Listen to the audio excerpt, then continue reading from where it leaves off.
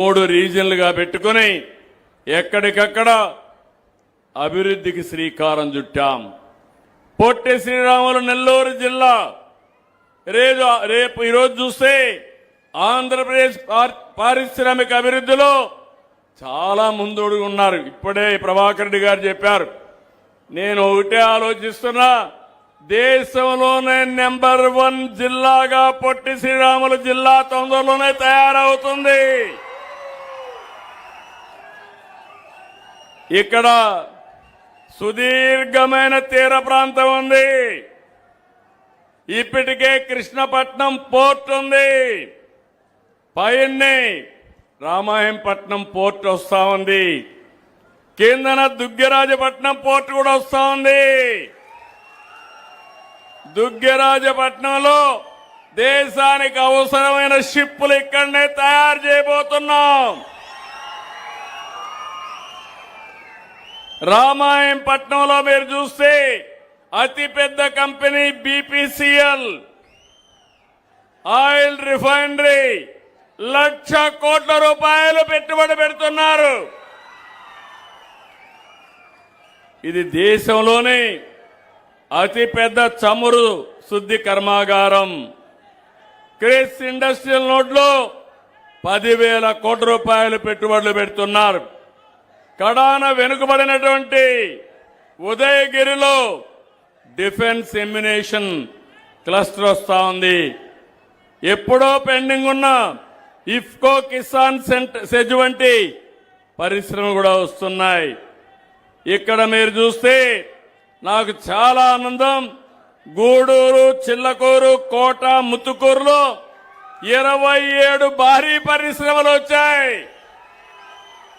ఇప్పుడే కలెక్టర్ గారు చెప్పారు, దేశంలోనే మెగా ఫర్నిచర్ పార్కు మీ గూడూరులో వస్తా ఉంది.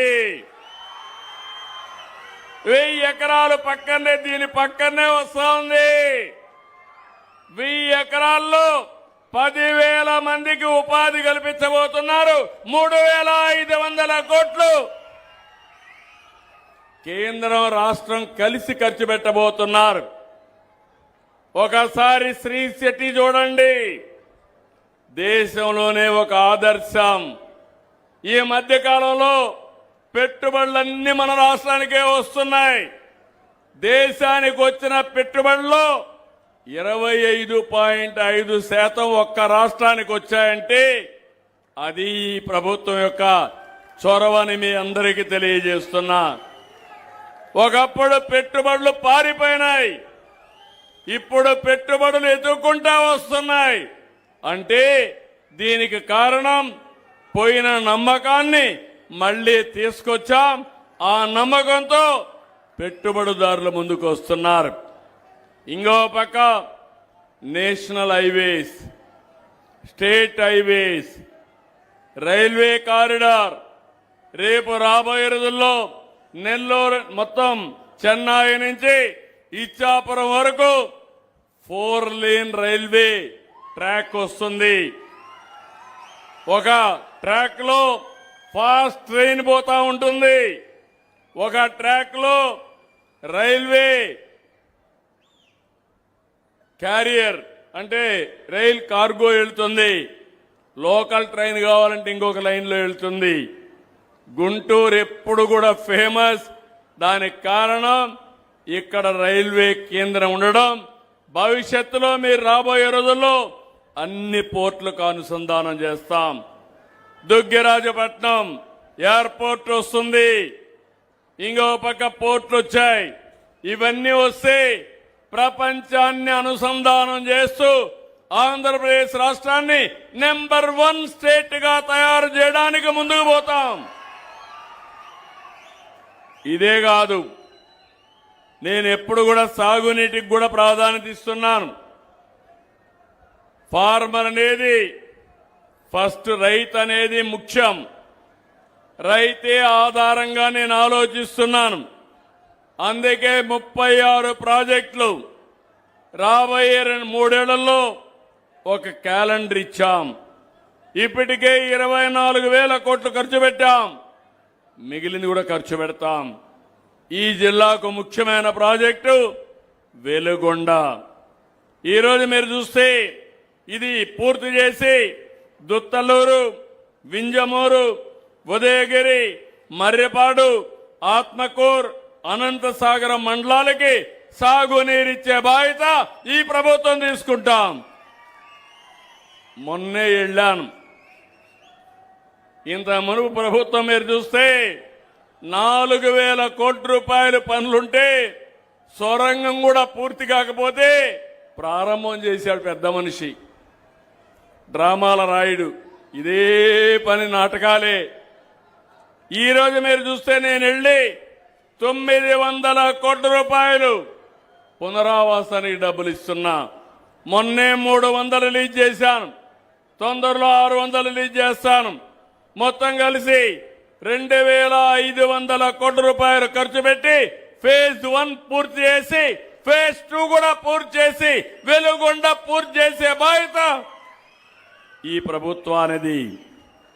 ఇంకొక పక్క పెన్నా సర్వేపల్లి రిజర్వాయర్ని కూడా ఈ ఏడాది డిసెంబర్ కంతా పూర్తి చేస్తాం. మీరొక్క విషయం గుర్తుపెట్టుకోవాలి, మీలో కూడా ఒక చైతన్యం ఉండాలి. సంక్షేమం, అభివృద్ధి, సాధికారత ఇదొక సైకిల్ కింద వెళ్తుంది. అభివృద్ధి జరిగితే ప్రభుత్వాలకు ఆదాయం వస్తుంది. ఆదాయం వస్తే సంక్షేమానికి డబ్బులు వస్తాయి. అప్పులు చేస్తే తర్వాత అప్పులు ఇచ్చేవాళ్ళు కూడా ఉండరు. ఈ విషయం కూడా మనం గుర్తుపెట్టుకోవాల్సిన అవసరం ఉంది. మనం ఎంత చిత్తశుద్ధితో పనిచేసినా ఓసారి కొన్ని సమస్యలు కూడా వస్తాయి. ప్రకృతి వైపరీత్యాలు, ప్రపంచ యుద్ధాలు కూడా మన జీవితాలని ప్రభావితం చేస్తాయి. ఈరోజు మీరు ఒకసారి చూస్తే ఎల్నినో ఫ్యాక్టర్ వచ్చింది.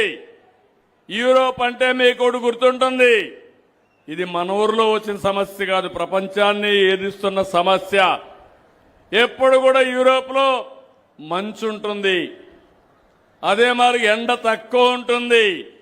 సమ్మర్లో కూడా 30 డిగ్రీల కంటే తక్కువ ఉంటుంది.